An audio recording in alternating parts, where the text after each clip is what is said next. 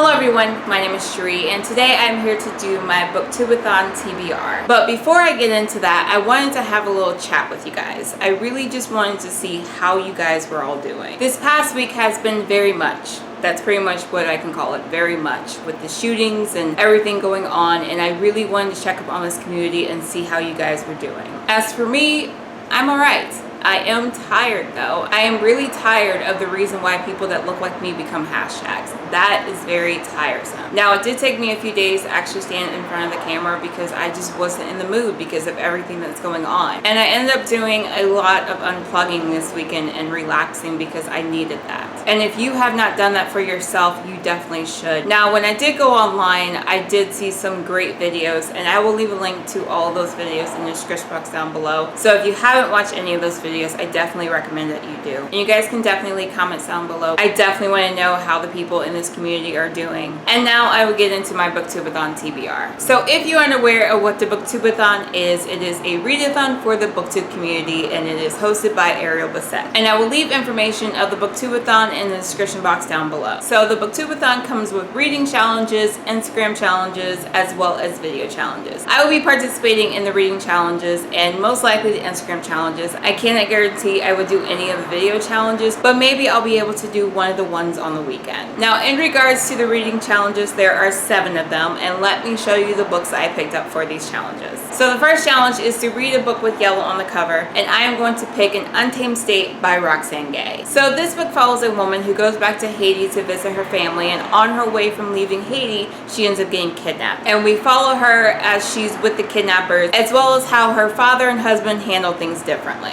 Now, I started this book, I think last year, and I just didn't finish it, and that's because I started reading something else, but I was very intrigued at what I was reading, and I think it's going to be fast-paced, so I think this would be good for this readathon. So the next challenge is to read a book only after sunset, and I'm going to pick The Forest of Hands and Teeth by Cherie.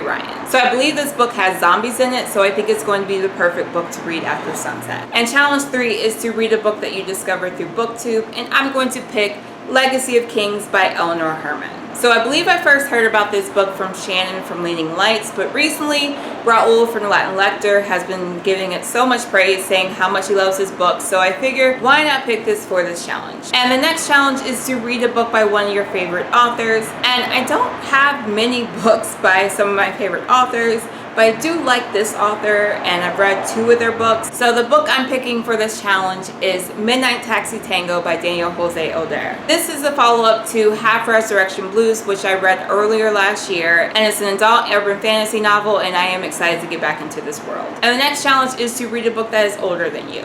And for this one, I'm going to pick Frankenstein by Mary Shelley. So I'm thinking back on all the books they required me to read in like junior high and high school, and I don't think this was one of them, so I don't think I've ever read this one. And when I was thinking about this challenge, I was trying to figure out which book I wanted to read, and then I remembered I had this one as well as Dracula, and this one is shorter, so this one won. And the next challenge is to read and watch a book-to-movie adaptation, and for this one I chose The Lovely Bones by Alice Sebold. Now, I remember when this book came out. I remember how huge it was and how much of following it had. And I also remember never picking it up to read it. It's something I've done a lot in the past. There are a few books on my shelf that were really big and I just never got to it at the time. It was really, really big. But for this challenge, I ended up picking this one because this one is shorter, and also the movie version is on Netflix, I checked. And if you don't know what this book is about, it is about this girl who is dead. Now, it's not a spoiler. We know that she's dead pretty much from the first page. And we end up following her as she watches over her family, and they try to figure out what happened to her. Now, the last challenge is to read 7 books. I've already mentioned 6 books here, and if you know me,